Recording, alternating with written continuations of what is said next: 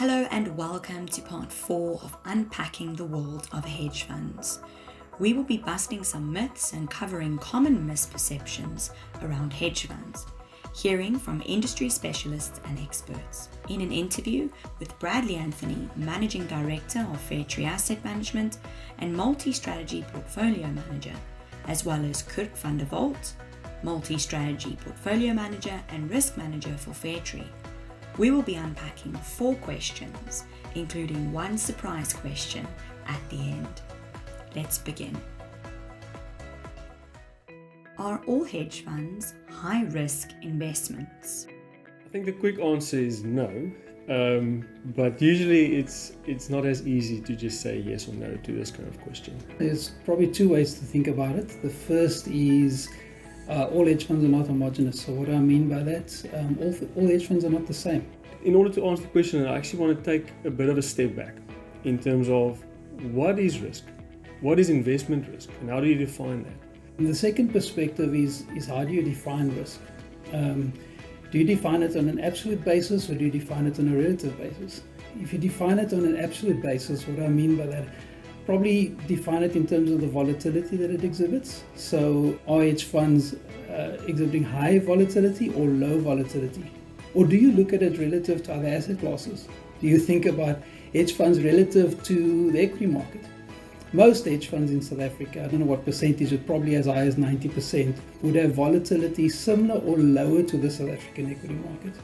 So if you're thinking about hedge funds on a relative risk basis, then it's probably not more risky than the equity market itself. Thinking about Harry Markowitz, he won a Nobel Prize in 1990. And all of us are using Markowitz's mean variance optimization in different shapes or forms. And in particular, what Markowitz was saying was, you can't necessarily look at an investment in isolation. Firstly, it's good to do because it gives you a sense of what type of investment that it is, but it's more than just that. It's more than taking one investment and looking at it. Let's say, for example, you take the equity market. It's got a certain return profile or expected return, and it's also got an expected standard deviation, and that's where the risk lies. And so you get hedge funds which exhibit greater degrees of risk and hedge funds that exhibit lower degrees of risk. To quantify risk, you kind of use different metrics. Standard deviation or variance is the most widely used metric, and it's easy to understand. And let me explain it in a few sentences quickly. So a variance is simply how does the values of whatever return series it is deviate from the mean. So the mean is your average. So if your average return on the equity market per year is 15%, you want to know how far do you deviate from 15%? How far can you deviate? And we know the equity market can deviate quite a bit. So you can roughly expect that the market to be either 0 or it could be 30. Whereas the bond market has got a much smaller standard deviation. It doesn't deviate as much from its mean. Now, its mean would be less than the equity market. As we know, bonds are less risky than equities. And what we all do when we're thinking about vanilla fund investments is we take equities and we take bonds and we try to blend them together. Why are we blending them together? We want to decrease the risk of our overall portfolio, but not necessarily want to give up too much of our expected returns because we're still trying to beat inflation, we're still trying to maximize returns, but we don't want to necessarily take all the risk of putting all our money in the equity market, for example. That's exactly the principle why you would blend stuff together, why Markowitz came up with this theory of mean variance optimization is if you take an asset class, 2 asset classes, you blend them together, if they are uncorrelated to one another, the chances are that your portfolio and overall is going to be less risky and might still have the same expected return as you had before with your one asset class. So with that, in the context of Markowitz, in the context of optimized portfolios, that's where hedge funds come in and they change the game entirely. Whereas in long-only space, you've got equities, pick them SA equities, you can pick global equities, and you've got bonds, maybe some money markets. But so your breadth of choice is actually quite small. When you think hedge funds, I actually dislike the term hedge fund. It doesn't necessarily tell you what it is. I would have called it diversifiers, portfolio diversifiers. People will like that name because that's what we're all looking for. We're looking for something to diversify our risk. And so let's think about hedge funds. What are they? They are a broad range of many different strategies. They can trade the same asset classes as in unitized funds. They can trade equities, just like a long-only equity portfolio. But within equities, there are multiple different strategies. You can either have an aggressive long-short fund that has got more equity market exposure, even more than the market. Whereas you can also have a conservative long-short fund that's got 60% of the market risk. And they all have different return profiles. You can also have a market-neutral fund that's got almost no directional market exposure, but are trying to pick up on mispricings within stocks. And each of these equity portfolios have got a different expected return and also have a different risk profile. So each of them can actually be used in various ways, and depending on the investor and depending on their portfolios. You'll get a different outcome if you blend a market neutral fund into a portfolio, whereas if you blend an equity aggressive long short fund into that portfolio. Its risk and return profile will be different, and that depends on the investor. So it's not a one size fits all. Oh, I have to have hedge funds in my portfolio or not. That's not the question. The question is more, what type of hedge fund should I have in my portfolio? That's the question. What are the return profile that I am looking for when I'm trying to include another asset class? So in order for me to answer the question properly, in terms of if hedge funds are considered risky, the answer is obviously no, but the reason for that differs from investor to investor and from hedge fund to hedge fund. There are many types of hedge fund strategies out there. Different markets, different asset classes, different types of strategies. The question's answer sits in what are the type of strategy employed, who is the fund manager that manages the fund, and what are they trying to achieve. Firstly, if you've got that answered, then the second answer to the question would be, how does it impact my portfolio? And I'm almost certain that alternative asset classes such as hedge funds, or call them diversifiers, are intended to diversify your portfolio and bring down risk without giving up expected returns. It's a very difficult question to answer, and you probably need to look at it based on what your investment horizon is, what your requirements are, and probably engage with a financial advisor to get you into the right type of hedge fund. Are all hedge funds unregulated, secretive, and therefore dangerous investments? No, they are not. In South Africa, hedge funds are regulated, but it is useful to think about what they were like a short while ago.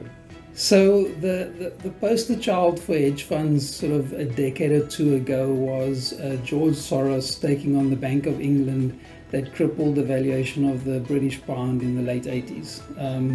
The nature of hedge funds in the late 80s were that they were secretive, they were unregulated, they were private pools of capital, and you had people doing very unusual things in the hedge fund space.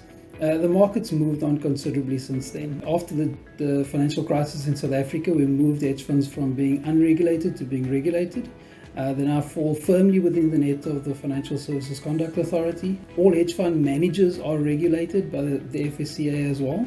And so hedge funds have become far more mainstream than they were in the days of George Soros taking on the Bank of England. When I started Fairtree, I got into this industry, they weren't regulated. They were set up as partnership agreements between limited partners and a general partner, and guys just kind of agreeing to have a gentleman's agreement signed together. And sometimes they would appoint someone else to check that everything's being done according to the agreement, whereas that all changed a couple of years ago. The CISA and the hedge fund industry got together with the regulator and decided to regulate them, put them under the umbrella of the Collective Investment Schemes Act. They are doing what any investment manager does. They apply their skill as best as they can in order to maximize return and stick to that investment strategy that they started out doing many years ago. So when we went into a regulated space, strategies didn't change. The way that fund managers were managing the funds didn't change at all. The only thing that changed was investors are now slightly more comfortable because somebody like the regulator is having a look at investment managers, what they are doing, how they are doing it, and keeping them accountable. And accountability is never a bad thing. So today, hedge funds are very similar to unit trusts in their construct. They fall under the same broad legislation in terms of the regulatory framework. And hedge funds are really a mainstream product today. There are stringent risk management processes which have to be reported through to the FSCA on a quarterly basis, as they are with unit trusts. So hedge funds today are really more mainstream investments than they were many years ago. So they aren't dangerous, they aren't secretive, and they're actually more open to the public than they were. There are hundreds of funds to pick from, and you can just even go onto a platform these days and invest your cash. Are all hedge funds suited to the rich and corporates? Once again, I suppose it's difficult to answer that question without distinguishing between different types of hedge funds. And in the same way that you have different types of unit trusts that are suitable to different types of investors, you have different types of hedge funds that are suitable to different types of investors. So what also happened when these funds got regulated is that the regulator decided that there's going to be a distinction between a retail hedge fund and a qualified hedge fund. From our perspective, from the fund manager's perspective, there is very little that distinguishes the two funds from one another. There are some differences in terms of what asset classes are included in the QIF versus the RIF, and there are some differences in some exposure limits, etc. But in general, they are very similar to one another. It's out of our control, unfortunately, in terms of how they are distinguished between the two, RIF or QIF. And as a result of that distinction, there is a slight difference in the entry levels that is defined by the regulator, which is what it is.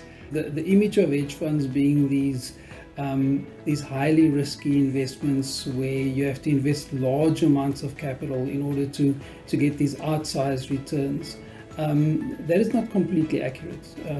We have retail investor hedge funds in South Africa which form part of that new regulatory framework, where investors can actually access this with smaller amounts of capital, and they actually fit quite nicely into an overall portfolio for an individual investor, and they have a role to play. So depending on the type of hedge fund that you're looking at and the type of hedge fund investment you're making, there are some that are very suitable and probably required in an overall portfolio for a retail investor. In general though, whether it is a RIF or whether it is a QIF or is an equity hedge fund or fixed income hedge fund or multi-strategy, I believe that every individual should have hedge fund exposure in their portfolios. We all have pension funds. Pension funds in general invest 70, 80, 90% of that investment is in vanilla, long-only, unitized space. So the actual exposure that we've all got to alternative asset classes, such as hedge funds or diversifiers such as these, are very limited. And that's why I truly believe that every single individual should have hedge fund exposure, depending on your risk limit, depending on what you're trying to achieve. And thankfully, through the regulations, through the platforms, these are so accessible now to all of us, even if it is just 2,000 Rand a month. Are all hedge funds only managed by small and unknown boutique asset managers? So hedge funds are actually now very mainstream with all of the large managers.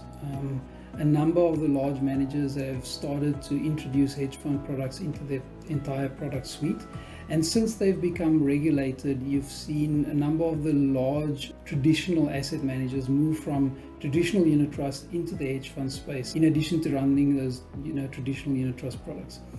Prior to regulation, you'd have a very kind of finite small group of boutique fund managers who ran hedge fund products exclusively. So they would be classed as hedge fund managers as opposed to diversified asset managers. Today, even those smaller boutiques are now starting to run traditional unit trust products. So the lines have blurred between large managers and smaller managers in terms of the types of products that they manage. I think it's important to understand the industry in answering this question.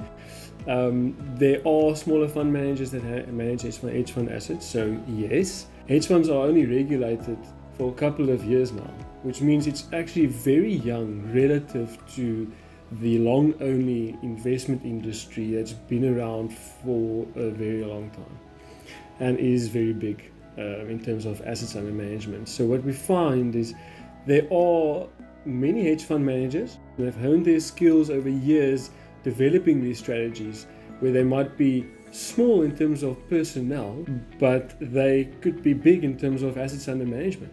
So I'm not sure how to classify that particular fund manager as small or large. I would classify them as a large fund manager because they've got the skill, they have honed these skills, they've done this for years, and they might be outsourcing some middle office and some back office functions to external parties, which make them look like a smaller kind of entity.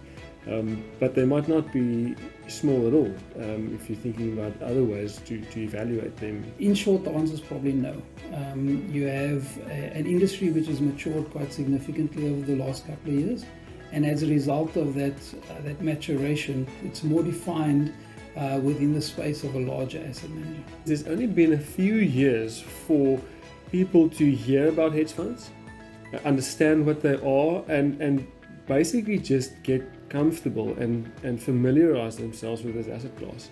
New things take time, and if something is foreign and it's new, usually people shy away from it because they are scared. As people get familiar with what we do and the benefits of having a hedge fund exposure in your overall portfolio, I'm sure that this asset class, this industry is bound to grow.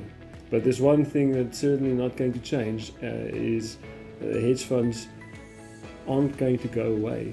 In future, it will be just as normal as having an equity fund exposure or a bond fund exposure as part of your retirement savings. Do you or your family and friends invest in hedge funds? Yes, we do. My first investment in a hedge fund was R1,000. Absolutely. So yes, I've been investing into hedge funds as soon as I got the opportunity to do that. So as I stated earlier, I think that hedge funds have a role to play in an overall portfolio. They bring a unique, what we term a unique payoff profile, so a unique type of return signature to an overall portfolio. So in the same way that it makes sense to have capital invested in the equity market, it makes sense to have some capital offshore, it makes sense to have some capital in more stable asset classes like income funds, etc. It also makes sense to have some capital in hedge funds. So I've got a couple of hedge fund investments, and as I've gotten a bit older, I've increased some of them a little bit over time, and I've got other investments as well that's not even listed stuff. I like property, for example, but I'm not going to put all my money in hedge funds. I'm not going to put all my money in property either. It's all about having a blend of different exposures. What's nice about hedge funds is within hedge funds, there are multiple different funds and different strategies that you can use. So the breadth of opportunity is so much bigger. So the prudent thing to do and why I've invested in this manner is to diversify my investments and have exposure to a range of different types of asset classes, including hedge funds. I think there is the misconception that hedge funds are the exclusive domain of the rich and the super wealthy and the high net worths, and that the traditional man in the street cannot access hedge funds or should not access hedge funds, and that can't be further from the truth. So as the industry matures even further than it has, I think there's a definite role for these products to play in overall portfolios, and I think everybody should consider doing it. If you're not familiar with some of the terminology used in this video, like for instance volatility, please visit the glossary section on the PDF document. As we have heard, managing a hedge fund requires a team of highly skilled professionals who employ extraordinary strategies to generate positive returns for investors. Please join us for part 5.